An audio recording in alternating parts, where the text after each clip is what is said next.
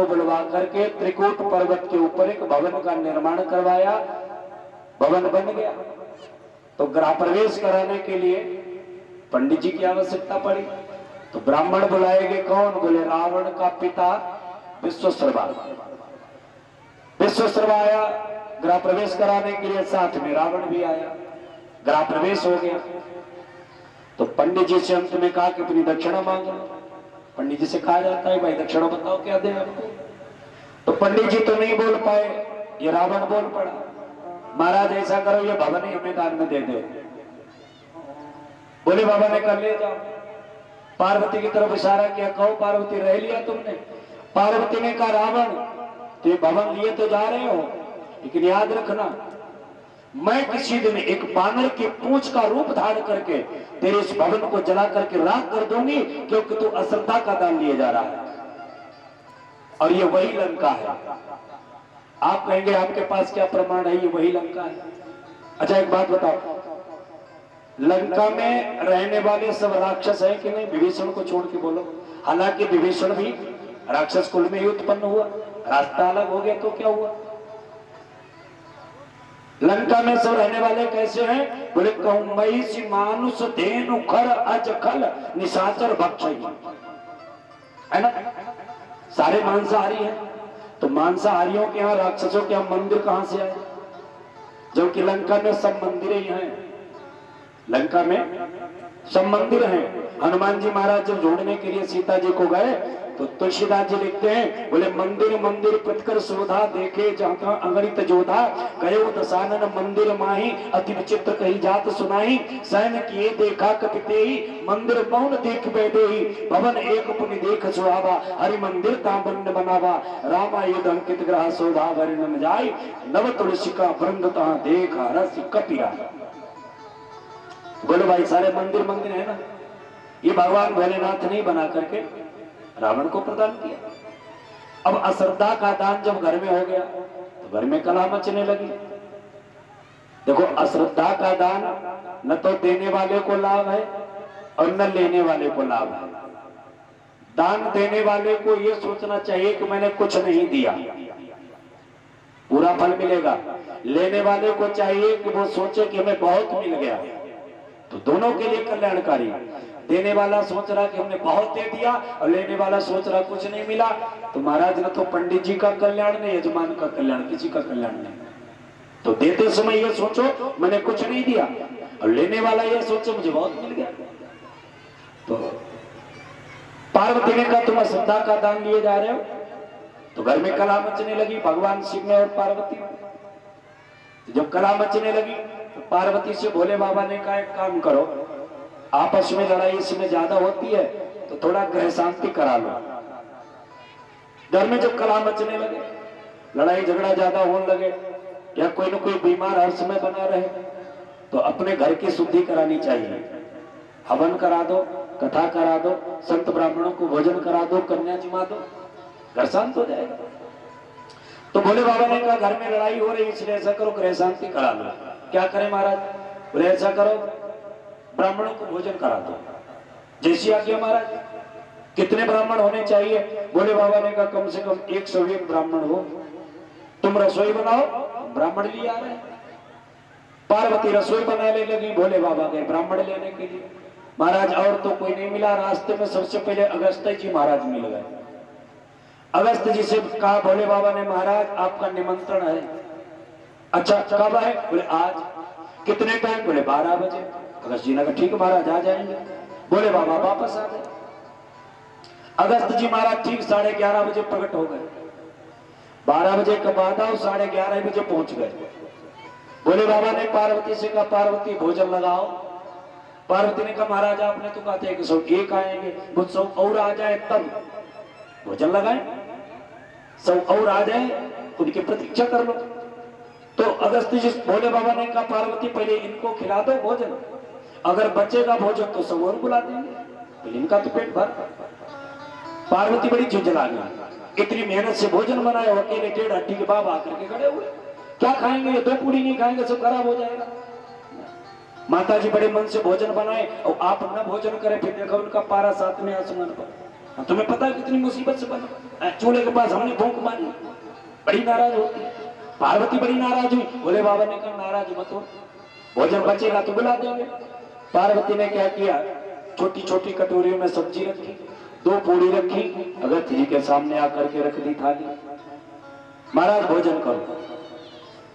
अगस्त्य जी ने मंत्र बोला, थाली की तरफ देखा, बड़ी जोर हंसे। पार्वती ने कहा महाराज भोजन में कोई कमी है? नहीं नहीं भोजन में कोई कमी नहीं। फिर आप हंसे का है? अगस्त्य जी ने कहा हंसे इसलिए कि कौन सी कटोरी हम इस कान में हिलाई लें, कौन सी कटोरी इस कान में हिलाई लें। कहे महाराज सब्जी कम है? बोले कम नहीं बहुत कम है। अरे महाराज अभी सब्जी लाई। सब्जी लेने अंदर गई, अगस्त्य जी ने कटोरी उठा के थाली में हिलाई, दोनों पूड़ी लगाई, गोविंदाय नमो नमः, खा गए। पार्वती सब्जी लेके आई, अरे महाराज पूड़ी खाए। पूड़ी लेने गई, सब्जी का भगोना उठाया, घटा। जब तक पूड़ी लेके आए महाराज सब्जी खाए, पूड़ी की डलिया रख दी, सब्जी लेने गई तब तक पूड़ी की डलिया ली अंदर। अब पार्वती भाग रही 160 किलोमीटर की स्पीड में दनादन। भोजन करते करते करते करते भोजन 80 ब्राह्मणों की रसोई साफ। पार्वती के शरीर में पसीना पसीना छूट रहा है, भाग रही हूं। 80 ब्राह्मणों की रसोई साफ हो गई। अब पार्वती ने गेट पकड़ा, दरवाजा, अब खड़ी हो गई, सांस ली लंबी, अब एक गीत गाया।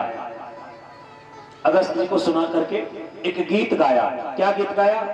अगस्त्य जी से कहा महाराज आधा भोजन हो जाए तो पानी पीना चाहिए। अगस्त्य जी ने कहा मैया चिंता मत करो, आधा भोजन हो जाएगा तो हम बगैर कहे पानी पी लेंगे। पार्वती ने कहा जे बढ़िया। 80 ब्राह्मणों की रसोई साफ हो, महाराज जी का भी आधे भोजन नहीं हुआ। फिर भागने लगी। अब तुरंत बुलाया किसको? अपने लड़का बहू को। लड़का कौन? गणेश जी महाराज। गणेश जी को बुलाया, स्वामी कार्तिकेय को बुलाया, बहुओं को बुलाया। गणेश जी की पत्नी का नाम मालूम? 2 पत्नियां हैं गणेश जी की, नाम है उनका रिद्धि सिद्धि। गणेश जी की पत्नी का नाम रिद्धि सिद्धि। गणेश जी के 2 पुत्र हैं, शुभ और लाभ। गणेश जी को बुलाया, बोले गणेश जी बोले पूरे परिवार के साथ आओ। मैया क्या हो गया? बोले ब्राह्मण भोजन कर रहा है, हम अकेले नहीं बना सकती, तुम भी आओ, अपने बड़े भैया को ले आओ, बहुओं को ले आओ, लड़कों को लाओ, सबको लाओ। अब गणेश जी, स्वामी कार्तिकेय, रिद्धि सिद्धि, शुभ लाभ, कोई आटा छान रहा, कोई गूंद रहा, कोई रोटी बेल रहा, कोई सेक रहा, कोई परोस रहा। खाने वाला एक, खिलाने वाला पूरा खानदान। बड़ी स्पीड में भोजन चल रहा। भोले बाबा ने विचार किया, देख ले भोजन कैसा चल रहा। भोले बाबा आए, पार्वती भोजन कैसा चल रहा? पार्वती ने कहा महाराज बात करने की फुर्सत नहीं, भोजन बड़ी स्पीड में चल रहा है। महाराज सब भोजन अकेले पार कर गए, केवल 2 पूड़ी बची, एक कढ़ाई में एक पाटे पर। अब पार्वती को लगा बेइज्जती हो जाएगी, कहा यहाँ कोई पड़ोसी भी पर्वत के नहीं जहां आटा उधार ले लें। पहाड़ पे पड़ोसी कहां रखा? अब भगवान नारायण का ध्यान किया, प्रभु आप आकर के मेरी इज्जत बचाओ, लाज बचाओ। भगवान नारायण आए और आकर के कौ मैया कैसे बुलाया? बोले महाराज भोजन करने के लिए ब्राह्मण देवता बैठे हैं, सारा आटा खा गए, अभी आधा नहीं हुआ है, महाराज आप इज्जत बचा लो। भगवान ने एक पूड़ी ली, जाकर के पूछे अगस्त्य जी से, कहा प्रभु भोजन चाहिए? अगस्त्य जी ने कहा हमने मना कब किया, रखा। जो चुप करके पूड़ी रखी, तब तक पीतांबर दिखाई पड़ गया भगवान का। ऊपर नजर उठाई, प्रभु खड़े, भगवान नारायण खड़े। ओ महाराज तो आप आए हो इज्जत बचाने, जाओ जिसकी इज्जत तुम बचाओ उसकी तो इज्जत बचनी ही चाहिए। जाको राखे साइया मार सके ना कोई, बालन बाका कर सके चाहे जग बैरी हो। महाराज जिसकी इज्जत तुम बचाओ उसकी तो इज्जत बच ही जाएगी। इनकी तो इज्जत बच गई, चलो लेकिन अपनी बचाओ तुम। अब तुम अपनी इज्जत बचा के दिखाओ। भगवान ने कहा महाराज हमसे क्यों नाराज हो गए? बोले भोजन तो हो गया, भोजन तो हम नहीं करेंगे, अब तुम पानी पिला दो हमें। अगर तुम्हें सामर्थ्य है तो तुम पानी पिलाओ, हम पीने के लिए बैठे। भगवान ने विचार किया जिद्दी ब्राह्मण है, खाते पानी पीते पीते मर जाएगा, पेट फट जाएगा, लेकिन पानी पीना बंद नहीं करेगा, क्योंकि ब्राह्मण खाने पीने के मामले में बड़ा लोभी होता है। ब्राह्मण खाने पीने के मामले में बड़ा लोभी होता है। ब्राह्मण भोजन कर चुका हो, बिल्कुल पेट भर गया हो, उससे कहो महाराज 20 रुपया पूड़ी देंगे, महाराज 10-5 पूड़ी खा जाएगा। उसके बाद में कह दो महाराज 100 रुपया पूड़ी, भले वो लेट जाए आराम से, कहीं वो बंद नहीं। खैर यहाँ कोई पंडित जी बैठो, नाराज मत होना, हम भी पंडित जी हैं, तो ये वृत्ति होती है। तो भगवान ने विचार किया कि चित्ती ब्राह्मण है, पानी पीते पीते पेट फट जाएगा, मर जाएगा, पानी पीना बंद नहीं करेगा।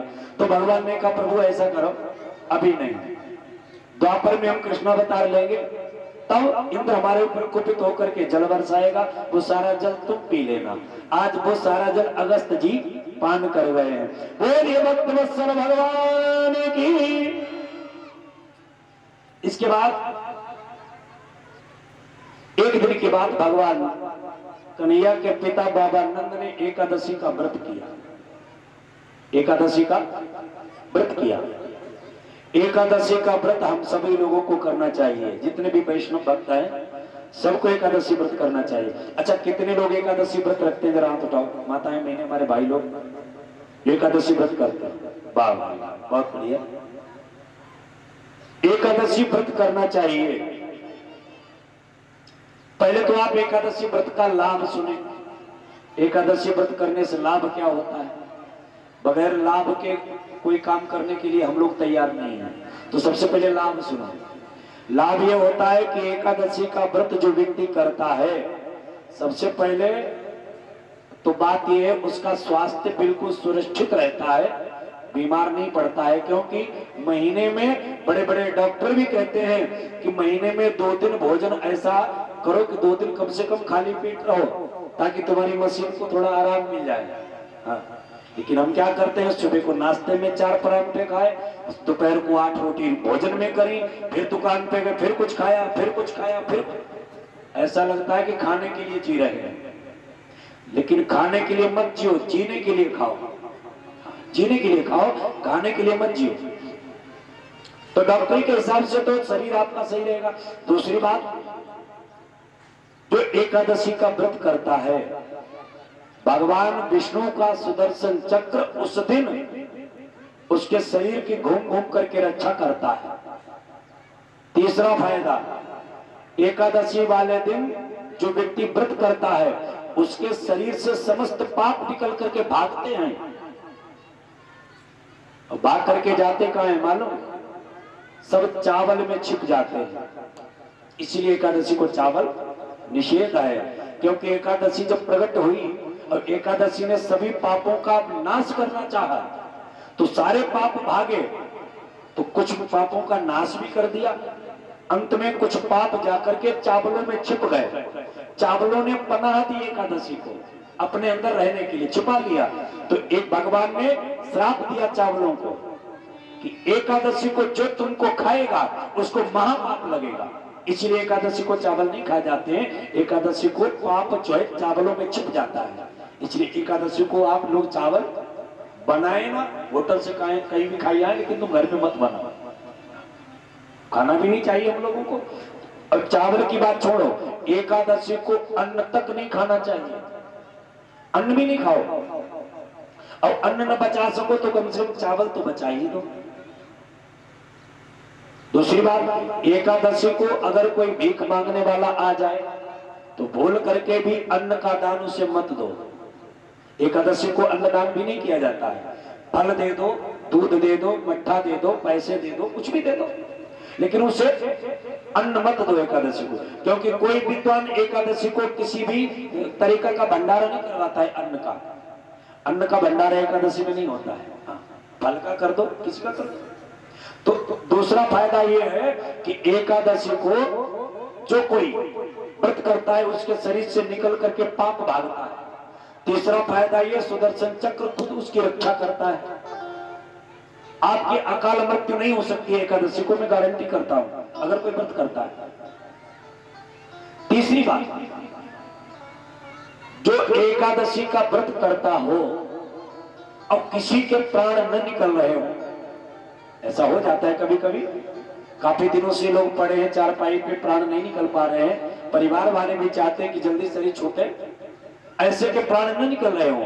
तो जिस किसी व्यक्ति ने एकादशी का व्रत किया हो 1 वर्ष का, वो 1 वर्ष का व्रत अपने हाथ पर जल लेकर के संकल्प करके किसी ब्राह्मण से संकल्प बुला करके और उस व्यक्ति के लिए छोड़ दे तो तुरंत उसके प्राण निकल जाएंगे। गारंटी इस बात पर। ये चरित्र मेरा देखा हुआ है।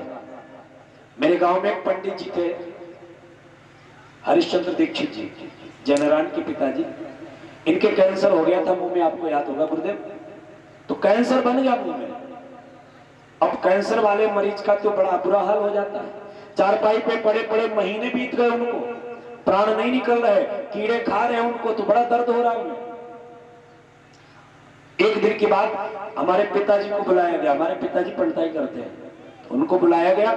तो उनके एक बड़े भाई थे जिनका नाम था शिवचंद्र, तो उनको बुला करके और उन्होंने एकादशी का व्रत पूरे जीवन किया। उन्होंने अपने 1 वर्ष की एकादशी का फल रख करके हाथ पर संकल्प करके अपने भाई के लिए दे दिया। मेरे आंखों के सामने उनके तुरंत प्राण निकल गए, तुरंत निकल गए। प्रैक्टिकल किया हुआ है। तो एकादशी के व्रत का बहुत बड़ा महत्व होता है। एकादशी व्रत जरूर करना चाहिए। संकल्प लो यहां से। अरे एक दिन में कोई मर थोड़ी नहीं जाओगे, जरूर एकादशी का व्रत करो, क्योंकि व्रतों का राजा है एकादशी व्रत। जरूर करो। जो वर्ष भर एकादशी न कर पाए, वो ज्येष्ठ के महीने में जो एकादशी पड़ती है, भीमसेन एकादशी, वो एक रह लो बगैर जल के, तो पूरे वर्ष का फल मिलता है। अच्छा, विधान क्या है इसका? लाभ तो ये है एकादशी से। विधान क्या है? विधान ये है कि जो एकादशी का व्रत करे उसको चाहिए दशमी को शाम को भोजन न करे। दशमी को ही शाम को भोजन न करे, स्नान करके गंगा जल पी करके और तुलसी पत्र बगैर चबाए लील ले। तुलसी का पत्र चबाया नहीं जाता है, ये ध्यान रखना। अगर चरणामृत में मिल जाए तो बोल करके चबाना नहीं, ऐसे निकलो, चबाना नहीं चाहिए। तो तुलसी का पत्र निकले, जब गंगा जल पिए, लेट करके सो जाए, सुबह उठ करके सबसे पहले स्नान करे। स्नान करके एक कलश, चाहे पीतल का हो, स्टील का हो, न हो मिट्टी का हो, उसमें जल भरे। जल भर करके उसके ऊपर जो सकोरा होता है सरबा, उस पर 7 प्रकार के नाज सप्त धान्य रखे और उस कलश में विष्णु भगवान की स्थापना करके पूजन करे। सुबह करे, दोपहर को करे और शाम को पूजन करे। रात्रि में सोना नहीं चाहिए, रात्रि में नहीं, दिन में भी। अब किसी व्रत में आप लोग सोए ना, क्योंकि सोने से व्रत भंग होता है। माताएं क्या करती है, नवरात्रि का व्रत किया, सुबह उल्टी सीधी पूजा कर दी, नाश्ता कर लिया और लेट के सोई गई, व्रत भंग हो गया तुम्हारा। व्रत में अगर आपने सो लिया तो व्रत भंग, सोना नहीं चाहिए। रात्रि में जागरण करो और सुबह उठ करके किसी ब्राह्मण को भोजन कराओ, उसे दक्षिणा दो और हो सके तो वो कलश भी दान में दे दो। द्वादशी को, त्रयोदशी नहीं, द्वादशी में व्रत का पारायण करना चाहिए। ऐसे एकादशी का व्रत करना चाहिए। सभी भक्तों को बड़ा लाभ होता है, हम तो करते हैं। तो एकादशी का बाबा नंद ने व्रत किया, जाकर के यमुना मैया में डुबकी लगाई। रात का 12 बजा हुआ था। वरुण के गण आए, पकड़ करके बाबा नंद को ले गए, वरुण पास में बांध करके पटक दिया अपने लोक में। ग्वाल बाल दौड़े दौड़े आए, कन्हैया से कहा, कन्हैया काफी देर हो गई, बाबा नंद यमुना में डुबकी लगाई, अभी तक नहीं निकले। कन्हैया गए, यमुना में छलांग लगाई, जाकर के वरुण लोग पहुंचे। क्या देखा, बाबा नंद बंधे पड़े। वरुण देव ने देखा, अरे प्रभु आए हैं। जाकर के तुरंत सिंहासन पर भगवान को बिठाया, तिलक दिया, माला पहनाई, आरती करी। अब बाबा नंद देख रहे कोने में पड़े पड़े कि मूर्खों ने हमें बांध के डाल रखा और हमारे लला की आरती उतार रहे। रास माने क्या होता है, व्याकरण की दृष्टि से बताया गया है। बोले रसौ वैसा अस्सा रासा, जिस लीला में भगवान के रस ही रस भरा हो वो रास है। आध्यात्मिक दृष्टि से देखे तो रास क्या है, बोले जहां पर रा माने जीव, सा माने ब्रह्म, जहां पर जीव और ब्रह्म का मिलन हुआ हो उसे हम रास कह सकते हैं। श्रीमद् भागवत भगवान की बांगमयी प्रतिच्छवि है, प्रतिस्वरूप है। भगवान का श्री विग्रह है श्रीमद्भागवत। और इसमें 10वें स्कंद जो है वो भगवान का हृदय है, हृदय। 10वें स्कंद में जो 5 अध्याय रास के हैं, जिसे रास पंचाध्यायी कहा जाता है, रासलीला 5 अध्याय में है। ये 5 अध्याय क्या है? बोले 5 प्राण हैं भगवान के। भगवान के 5 प्राण हैं, प्राण, अपान, उदान, व्यान और समान। ये 5 प्रकार की वायु जो है हमारे शरीर में, ये पंच प्राण कहे जाते हैं। अपान वायु का काम है पलक को नीचे ऊपर उतार गिराना उठाना, अपान वायु का काम है। उदान वायु का काम है हमारे जठराग्नि को प्रबल करना, हमारे भोजन को पचाना। इस प्रकार से 5 प्रकार की वायु जो है मेरे शरीर में है, जो काम करती है। और हमारा 5 प्राण बने हुए हैं हमारे शरीर में। भगवान के 5 अध्याय 5 प्राण है। तो रासलीला भगवान ने की है। सुखदेव व्यास जी महाराज लिखते हैं, एक दिन के बाद भगवान श्याम सुंदर ने शाम को बंसी उठाई और चले हैं। कौन सी? वही रात आ गई है। व्यास जी लिखते हैं, भगवान पिछता रात्रि। कैसी रात्रि है? बोले शरदोत्त फुल्ल मल्लिका वीक्षरंतु मनश्चक्रे योग माया मुपाश्रिता। भगवान आप चित्ता रात्रि, उसी रात में भगवान। तारात्रि का मतलब उसी रात्रि, उसी रात्रि से सिद्ध होता है ये रात्रि कुछ परिचित सी लग रही है। वही व्यक्ति हमें मिला, उसी व्यक्ति से हमने बात की, या ये वही व्यक्ति है, मतलब सिद्ध होता है कि पूर्व परिचित है ना। तो यहां पर भी व्यास जी लिखते हैं, भगवान तारात्रि, उसी रात में। अब उसी रात का मतलब ये सिद्ध होता है कि ये रात जानी पहचानी सी लग रही है। इसका कहीं पहले वर्णन हो चुका है, इसका नाम आ चुका है, कहीं ना कहीं शास्त्रों में आ चुका है, कई जगह पर आया है इस रात्रि का वर्णन। भगवान ने रास क्यों किया? इसके कई एक कारण है। पहला कारण यह है, भगवान ने जो गोपिकाओं से चीरहरण किया, गोपिकाओं से कहा कि तुम ये नग्न स्नान क्यों करती हो? तो उन्होंने कहा कि मैं आपको पति के रूप में पाना चाहती हूँ। तो भगवान ने कहा पति के रूप में नहीं हम तुम्हें मिलेंगे, लेकिन अगली शरद पूनम की जो रात आएगी हम उसमें तुमसे रास करेंगे। गोपिकाओं को वचन दिया है, इसलिए वो रात आई है, शरद पूनम की रात आई। एक कारण तो यह है कि गोपिकाओं को वचन दिया है, इसलिए वो रात आई है। दूसरा कारण एक और है। क्या कारण है? भगवान राम ने जब अवतार लिया अयोध्या जी में, दिन में अवतार लिया, मध्य दिवस है। मध्य दिवस अति शीतन घामा पावन काल लोक विश्राम। दोपहरी का समय, दिन का ठीक 12 बजा हुआ है जब राम जी ने अवतार लिया। तो वो दिन कितना बड़ा हुआ? राम जी ने जो दिन अवतार लिया है वो दिन जानते हो कितना बड़ा हुआ? वो 24-8 घंटे का 12 घंटे का नहीं हुआ, 1 महीने का दिन हुआ। जिस दिन में राम जी ने अवतार लिया वो दिन 1 महीने का हुआ।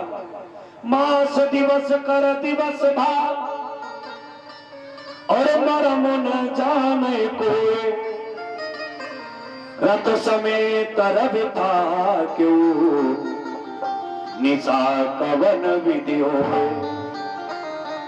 तो दिन कितना बड़ा हुआ? मास दिवस कर 1 महीने का दिन हुआ। और चंद्रदेव बड़े परेशान। चंद्रदेव ने जाकर के भगवान से कहा, प्रभु, बोले हाँ, बोले 1 महीना हो गया सूर्य भगवान को तुम्हारा दर्शन करते हुए, हमारा नंबर ही नहीं आने देते हैं। महाराज उनसे कहो अस्त हो तब हम मस्त हो, क्योंकि जब सूर्य अस्त होता है तब चंद्रमा मस्त होता है, जब तक सूर्य अस्त नहीं होगा तब चंद्रमा नहीं निकलेगा। आपने देखा होगा। तो महाराज उनसे कहो कि जरा अस्ताचल को जाएं तो हम भी प्रकट होकर के आपका दर्शन कर ले बाल स्वरूप का। भगवान ने कहा देखो ये तो मर्यादा के विरुद्ध है। क्यों? बोले महाराज हमने सूर्य वंश में अवतार लिया है, राम जी ने जो अवतार लिया है वो सूर्य वंश में अवतार लिया, तो सूर्य वंश में अवतार लेने के कारण ये हमारे वंश के हिसाब से बाबा हुए। सूर्य भगवान हमारे बाबा हुए हैं, और पोता जो है वो बाबा को आदेश दे, ये कहाँ की मर्यादा है? हम उनके पौत्र हैं, वो हमारे बाबा हैं, हम उनसे आदेश नहीं दे सकते हैं, लेकिन हाँ एक वचन तुम्हें दे सकते हैं कि इन्होंने हमारा दर्शन तुम्हें 1 महीने नहीं करने दिया, और अगला अवतार हम जो है वो तुम्हारे वंश में लेंगे। भगवान कृष्ण ने अवतार लिया चंद्र वंश में, अगला अवतार हम तुम्हारे वंश में लेंगे, और उस वंश में एक रात ऐसी आएगी जो 6 महीने की रात होगी, जिसमें तुम मेरा दर्शन सूर्य को मत करने देना 6 महीने तक। और 6 महीने की रात हुई है शरद पूनम की, जिसमें भगवान ने राज किया है। 6 महीने तक सूर्य भगवान ने कृष्ण जी का दर्शन नहीं पाया, इसलिए वो रात आ जाई है। सूर्य भगवान जो भगवान ने चंद्रमा को वचन दिया है कि 6 महीने की रात होगी, वही रात आ गई है। इसलिए व्यास जी लिखते हैं भगवाना पिचता रात्रि। एक कारण और है, एक जगह इस रात्रि का चर्चा हो रहा है, कहां पर? भगवान गोविंद का गोलोक में नित्य प्रतिरास होता है। गोलोक में राधा रानी के साथ नित्य प्रतिरास करते हैं भगवान गोविंद। 99 महाराज पूर्ण हो चुके थे गोलोक में, 100वां महाराज होने वाला था, प्रारंभ होने वाला था, और तब तक भगवान के राम अवतार का समय हो गया। तो भगवान ने किशोरी जी से कहा, किशोरी जी बोले हाँ, बोले अब 100वां रास जो है समय है नहीं, चलो पृथ्वी पर कर लेंगे। चलो भाई, तो राम जी ने अयोध्या में अवतार लिया, सीता जी ने जनकपुर में लिया, दोनों का विवाह हुआ, विवाह के बाद वनगमन हुआ। समय नहीं मिला जो कि रास कर पाते, नहीं समय मिल पाया। एक दिन के बाद जब चित्रकूट में पहुंच गए, और भगवान को रहते हुए 12.5 वर्षे हो गई। चित्रकूट में भगवान राम 12.5 वर्ष रहे। और चित्रकूट की ऐसी मान्यता है कि आज भी जो चित्रकूट जाता है उसे किसी न किसी रूप में भगवान राम का दर्शन जरूर होता है। और इसी चित्रकूट में तुलसीदास जी को हनुमान जी ने राम का दर्शन कराया, बोलो कराया कि नहीं? इसलिए आज भी राम जी का दर्शन चित्रकूट में होता है। तो भगवान ने 12.5 वर्ष हो गए चित्रकूट में रहते हुए राम जी को।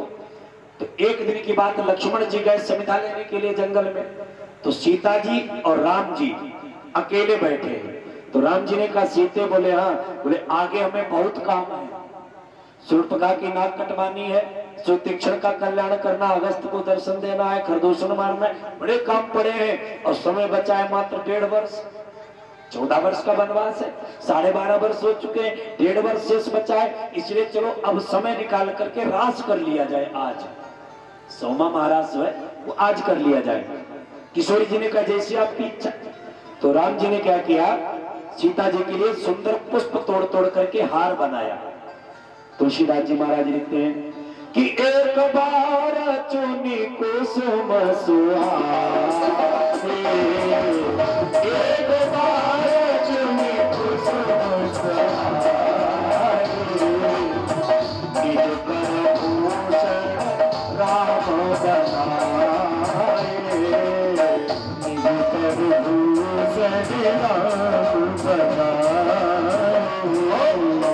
सीतई पैरा एक प्रसादर, सीतई पैरा एक प्रसादर, बैठे फटिक शिला पर सुंदर, बैठे फटिक शिला पर सुंदर, सुरपति सुत धरि पायस देता, सुरपति सभी ने बोलो गायक बेटा, सब चाहती रघुपति बन देखा, सब चाहती रघुपति बन देखा, सीता चरण जो चहती धारा,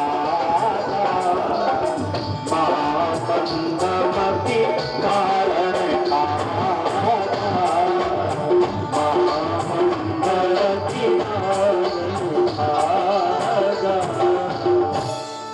एक बार की बात, एक बार चुनि कुसुम सुहाए, निज कर भूषण राम बनाए, और सीतई पहिराए प्रभु सादर, और बैठे फटिक शिला पर सुंदर। एक बार की बात, राम जी महाराज ने अपने हाथों से फूल तोड़े और बढ़िया गजरा बनाया, हार बनाया है, और सीता जी को अपने आप सजाया है।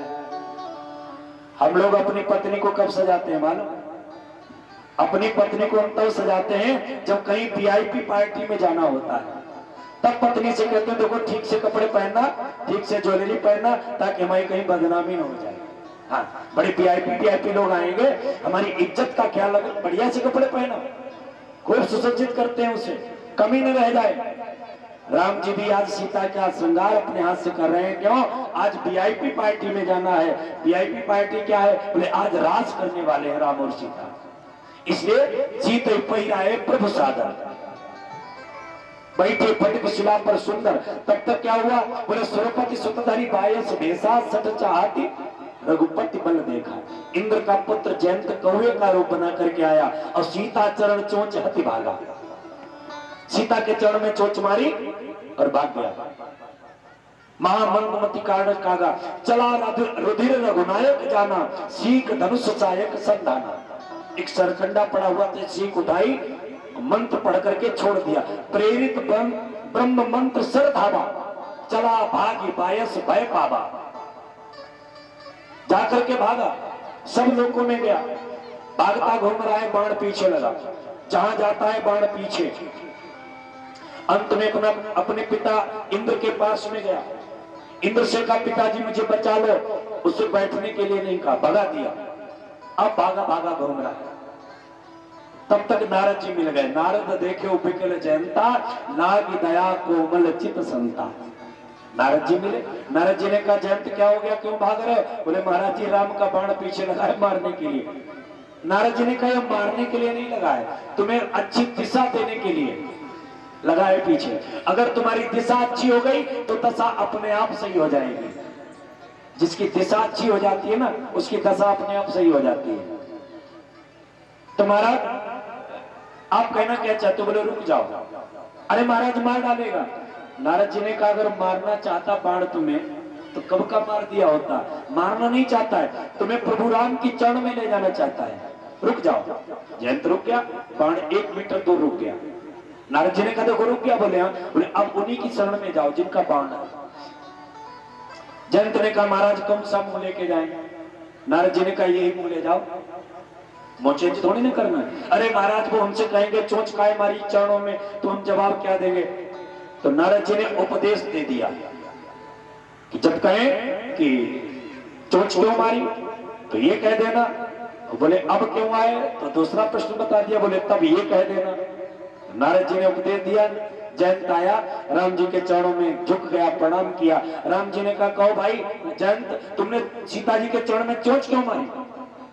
जयंत ने कहा महाराज इसलिए चोंच मारी क्योंकि आपका प्रभाव देखना चाहता था मैं, आपका प्रभाव देखना चाहता था। बोले प्रभाव देख लिया? बोले हाँ। बोले क्या मिला? बोले मेरे पिताजी ने धक्के मार करके भगा दिया। आपसे बैर करने वाले के लिए अपने बाप के यहाँ भी स्थान नहीं है, यह प्रभाव है आपका। जिसने जन्म दिया है वो भी रक्षा नहीं करता है आपके विरोध करने वाले की, इसलिए आप इतने प्रभावशाली हो। बोले प्रभाव देख लिया? बोले हाँ। बोले तो अब काय के लिए आए हो? बोले महाराज अब स्वभाव देखने आया हूं, अब मैं स्वभाव देखने आया हूं, आप अपना भी स्वभाव दिखाइए। तो राम जी ने क्या किया? एक नयन करी तजा भवानी, एक दृष्टि सबके ऊपर रखो, छोड़ दिया है। तो आज सीता जी से कहा, तब तक लक्ष्मण जी आ गए, तो महाराज वो वहां पर भी नहीं हो पाया। तो राम जी ने कहा सीता से, सीते अब ये महाराज अगले अवतार में कृष्ण अवतार होगा तब करेंगे, आज वही रात आ गई है। भगवान कन्हैया ने सोचा कि तब रास नहीं कर पाया, आज जरूर करेंगे। इसलिए व्यास जी महाराज लिखते हैं भगवाना पिचता रात्रि, उसी रात्रि में एक कारण और है इस रात्रि का अवतार रास करने का भगवान के। एक कारण क्या है? एक बार कामदेव को बड़ा घमंड हो गया, कामदेव को बड़ा घमंड हुआ। कि संसार में हम चाहेंगे उसी को पटक देंगे और बाकी पटक देता है। कामदेव ने भगवान शिव की समाधि खोल दी, इतना प्रबल, तो घमंड हो गया, उछलता कूदता घूम रहा। नारद जी मिल गए, नारद जी ने कहा कहो नारद कामदेव आजकल बड़े कंधे फुला करके चलते हो। कामदेव ने कहा कंधे फुलाने वाली बात, आज हमें जीतने वाला संसार में कोई नहीं, तीनों लोकों में कोई नहीं, ऐसा नहीं कोई जिसे हम परास्त न कर दें। महाराज हमारा एक बाण किसी से नहीं झेलता है, और जबकि 5 बाण है कामदेव के, कामदेव के 5 बाण नोट कर लो। नंबर 1 मारण, उच्चाटन, उद्दीपन, सम्मोहन, वशीकरण, ये 5 बाण है। एक बाण नहीं जीतता किसी से। तो नारद जी ने कहा एक व्यक्ति ऐसा है जिसे तुम नहीं हरा सकते हो। कौन? जल्दी नाम बताओ। बोले उसका नाम है भगवान नारायण।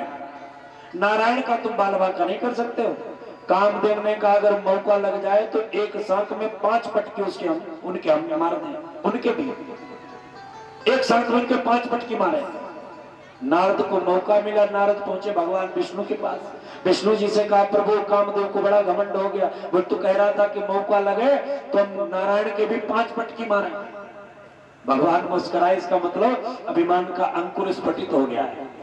कामदेव की पेशी करो, कल बुलाओ। कामदेव की पेशी हुई, कामदेव आया तो भगवान ने कहा क्यों भाई कामदेव तुमने कहा? कामदेव ने हाथ जोड़े, हाँ महाराज कहा तो हमने। तो क्या कर सकते हो? बोले हाँ महाराज कर सकते हैं। भगवान ने कहा जाओ, सर हम तुम्हें मौका देंगे, द्वापर में हम कृष्णावतार लेंगे और हम रास करेंगे, और उस रास में हम तुम्हें बुलाएंगे, तुम तैयारी करके आना। अब एक दिन नहीं, हमारी तुम्हारी 6 महीने तक कुश्ती होगी।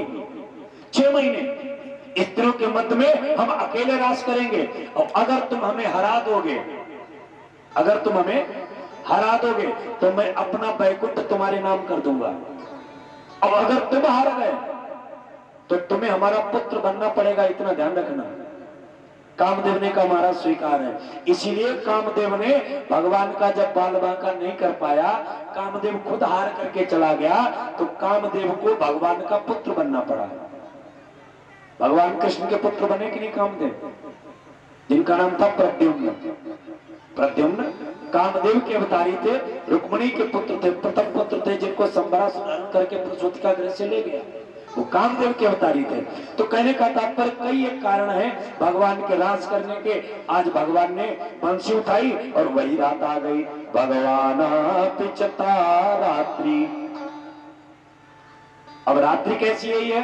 बोले शरदोत फुल्ल मल्लिका, शरद की रात है और मल्लिकादिक पुष्पों से योग माया के द्वारा भगवान ने उस कुंजन वन को सुसज्जित करवाया है। भगवान आप चितारात्रि शरदोत्त फुल्ल मल्लिका वीक्षणंत मनश्चक्र योग माया मुपाश्रिता। आज भगवान ने बंसी उठाई और बंसी जाकर के कुंजन वन में बजाई। भागवत जी में व्यास जी लिखते हैं गुलनिसंद गीतम तदनंद वर्धनम ब्रजश्रिया कृष्ण गृहीत मानसा निशम्य गीतम तदनंद वर्धनम। आज भगवान ने बंसी बजाई। देखो वैसे तो भगवान ने पूरे जीवन बंसी बजाई, भगवान ने पूरे जीवन बंसी बजाई, लेकिन भगवान ने खास तरीके से 2 बार बंसी बजाई। एक बार बंसी जब बजाई तो उसके द्वारा वेणु गीत गाया। वेणु गीत भागवत जी में 5 गीत हैं। वेणु गीत, गोपी गीत, ऐल गीत, बिच्छू गीत और भ्रमर गीत। भ्रमर गीत भी 5 गीत हैं। उनमें जो वेणु गीत गाया है वो भगवान ने अपनी बंसी के द्वारा उस बंसी के लिए लिखा गया। बोले सर्वभूत मनोहरा, वो बंसी सबको सुनाई पड़ी। यहाँ पर कथावाचक लोग कहते हैं भगवान ने जब रास लीला में बंसी बजाई तो बंसी बाजी श्याम की मोहे तीनों लोग, लेकिन वह तीनों मोहे नहीं बसे कौन से लोग, वो 3 मोह को प्राप्त नहीं हुए। कौन कौन? कुछ लोग कहते हैं कंस कंसनी कंस की अम्मा, ये 3 मोह को प्राप्त नहीं हुई। नहीं, ऐसा नहीं। पहली बात तो यहाँ पर बंसी जो बजाई है यह सबको सुनाई नहीं पड़ी। पेड़ गीत जो गाया है वो सबको सुनाई पड़ा। सर्वभूत मनोहरा, सभी देहधारियों के मन को हरण कर लिया पेड़ गीत के द्वारा भगवान ने। वो बंसी सबको सुनाई पड़ी थी। अच्छा, वो भी 3 लोगों को नहीं सुनाई पड़ी। कौन कौन? एक तो राहु आकाशित सिर बिना, आई पताल श्रुतिहीन, और निद्रा बस मुचकुंद जी, ये नहीं मोहे तीन। एक तो राहु को बंसी नहीं सुनाई पड़ी क्योंकि यहाँ से नीचे का ऊपर का मामले गायब है। दूसरे शेषनाग जी को, तीसरे मानधाता के पुत्र मुचकुंद जी महाराज सो रहे हैं प्रभेश्वर पर्वत की गुफा में, उनको बंसी नहीं सुनाई पड़ी। बाकी यहाँ पर जो बंसी बजाई है भगवान ने, गोविंद ने, ये सबको नहीं सुनाई पड़ी। ये उनको सुनाई पड़ी है जिनका चीर हरण कर चुके हैं भगवान, जिनकी माया का आवरण हट चुका है। गोपिकाओं का चीर चुराया था जिन गोपिकाओं का, उन गोपिकाओं को सुनाई पड़ी बंसी, इसलिए भगवान ने बंसी बजाई है। निशम्य गीतम तदनंग वरधनम, बंसी से गीत निकला। कैसा निकला? बोले अनंग वर्धनम। अनंग वर्धनम मतलब अनंग नाम है कामदेव का। कामदेव को वर्धनम माने बढ़ाने वाला, कामदेव को बढ़ाने वाला गीत निकला है। निशम्य गीतम तदनंग वर्धनम, ब्रजश्रिया कृष्ण गृहीत मानसा। ब्रज की जो स्त्रियां हैं उनके मन को कृष्ण रूपी ग्रह ने ग्रसित कर लिया। कृष्ण गृहीत मानसा, मन को हरण कर लिया भगवान ने। अब गोपिकाओं का मन पहुंच गया कहां? बोले गोविंद के पास। अब गोपिकाएं घर में है अकेली। एक गोपी शाम का समय अपने दरवाजे पर लीप रही थी। लिपंतया भयउ कश्चिद। एक गोपी शाम का समय गाय के गोबर के द्वारा दरवाजे पर लीप, जब बड़ी बड़ी बड़ी पूजा देखी भगवान की, अब बाबा नंद समझ गए, अरे राम राम, जिसे हम अपनो नन्नो सो छोरा समझ रहे थे वो छोरा नहीं, वो तो भगवान निकला। पहचान लिया। अब पूछा है, कहो महाराज कैसे आना हुआ? भगवान ने वरुणदेव से कहा तुम्हारे हमारे बाबा नंद आए हैं। हाँ महाराज आए तो है। कहाँ है? बोले वो बंधे पड़े। अरे इनको छोड़ो, वो हमारे पिताजी हैं। पहले तो गलती बताओ ये क्यों आए? बोले महाराज शायद इनको पता नहीं, रात के ठीक 12 बजे इन्होंने हमारा व्यवधान किया, हमारी निद्रा भंग की है। देखो शिक्षाप्रद बात है, रात के 12 बजे किसी कुआं, बावड़ी, तालाब, जलाशय में हमें प्रवेश करना नहीं चाहिए। माताओं शिक्षा, यहां तक कि किसी हैंडपंप को भी रात के 12 बजे मत चलाओ। हैंडपंप को भी ठीक रात के 12 बजे आप लोग हैंडपंप न चलाएं, जल का स्पर्श न करें। क्यों? रात के ठीक 12 बजे गुरुदेव विश्राम करते हैं और उनके विश्राम में जब बाधा उत्पन्न होती है तो बाधा उत्पन्न होने पर वो कुपित होते हैं, और कुपित होने पर वो तुम्हारा साथ छोड़ देंगे। और प्यारे तुम बगैर अन्न के रह सकते हो, लेकिन बगैर जल के नहीं रह सकते हो। पानी बगैर हमारा जीवन बिल्कुल बेकार है। पानी बिन हीरे की न जौहरी कदर करे, पानी बिन मोती की न कीमत है छदान की, पानी बिन वन में दिखाती हरियाली नहीं, पानी बिन सूखे जड़ जामुन और आम की, पानी बिन कामिनी के नैन नहीं नीके लागे, पानी बिन कमर कटारी कौन काम की, ताते नर ज्ञानी तू पानी को यत्न कर, पानी बिन तेरी जिंदगानी कौन काम की। पानी बहुत मूल्यवान है, इसलिए माताओं से निवेदन है रात के 12 बजे जलाशय का स्पर्श न करें। मान कृपा। तो बाबा नंद के लिए बताया इन्होंने, रात के 12 बजे डुबकी लगाई, इसलिए ला करके बांधना पड़ा। तो बाबा नंद को छुड़ा करके भगवान कन्हैया लाए ब्रज में। अब बाबा नंद ने सबको बताया, भैया ये कन्हैया अपनो लल्ला ना है, ये तो बड़े बड़े देवतन के द्वारा पूजा करवाते है अपनी, इसका तो अलग ही ठाठ है। अब ग्वाल वालों ने पूछ घेर लिया, अगर तू भगवान है तो एक बात बता, तू अपना बैकुंठ हमें दिखा एक बार। अगर तू भगवान है तो तेरा हमने सुन रखा है बड़ा विचित्र बैकुंठ है, तू अपने बैकुंठ का दर्शन हमें करा दे। तो कन्हैया ने कहा जरूर करोगे? बोले हाँ चलो। वैकुंठ का दर्शन कराने के लिए कृष्ण कुंड के पास ले गए। सब ब्रजवासियों से का लगा छलांग, सारे ब्रजवासियों ने लगाई छलांग, दोबारा अपने आप को देखा है वैकुंठ के अंदर खड़ा हुआ है, बिल्कुल कृष्ण के समान। सब चुपचाप पहरेदार लोग खड़े हैं। भगवान कन्हैया बहुत दूर खड़े लेते हुए सैया के ऊपर, वही कृष्ण। अब ग्वाल वालों ने देखा, रे राम राम, ये कन्हैया अपने इतने बड़े नाग के ऊपर लेटा। द्वारपाल के पास में पहुंचे, एक ग्वाल वाल ने कहा भैया राम राम। वो कुछ नहीं बोला, बोले भैया बड़ी विचित्र व्यवस्था, यहाँ तो कोई राम नहीं ले रहा। अंत को गत्वा जाकर के भगवान के पास पहुंचे ग्वाल वाल, भैया कन्हैया एक काम कर। बोले हाँ। बोले हमारे ब्रजमंडली में हमें पहुंचा दे, फिर हमें तेरे वैकुंठ में नहीं खोलो। वो कहे यहाँ तो कोई किसी से राम राम तक नहीं करता है। अरे हम कितने आनंदित थे, हम तेरे साथ खेलते थे, तेरे साथ खाते थे, और यहाँ तो लोगों ने तेरे पास आने से मना कर दिया। सारे ब्रजवासियों ने पुनः आंखें खोली तो सब ब्रज के अंदर पाया है अपने आप को। इस प्रकार से भगवान ने ब्रजवासियों को अपना वैकुंठ का दर्शन कराया। बोलिए भक्तवत्सल भगवान की। आइए बड़े भाव से 2 बार प्रभु का नाम, उसके बाद हमारे पास जो समय है उसमें हम रासलीला में प्रवेश करेंगे। बड़ी अद्भुत कथा है रासलीला की।